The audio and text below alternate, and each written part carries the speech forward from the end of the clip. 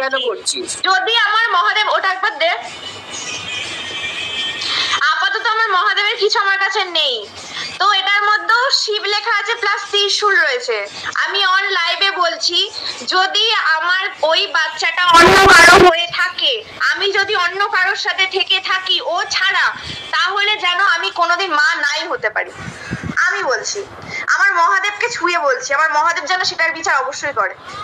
আমার এই চোখের জলের দাম যেন মহাদেব দেয়, কারণ প্রত্যেকটা দিন আমি চোখের জল ফেলেছি শুধু এই কারণে, আর কোনো কারণ না।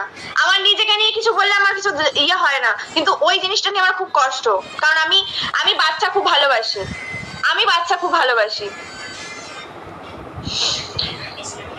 ঠিক আছে, সেটা তো সময় বলবে হবে কি হবে না। আমার মহাদেব আছে, এই মহাদেব প্রমাণ করে দেবে যে সেটা যদি আমার না হয়ে থাকে তাহলে মহাদেবই প্রমাণ করে দেবে। আমি অন লাইভে বললাম। Thank you. এবার যার যা কমেন্ট করার করে দাও। সবাই লিখছে তো, বাচ্চারা পেপার সবাই লিখছে। এখানে সবাই হিসাব করে বলে দিয়েছে অলরেডি কতদিন হচ্ছে। আর তো আর আমি তোমাকে জিজ্ঞাসা করেছি, এখানে অলরেডি সবাই হিসাব করে বলছে যে 45 দিন।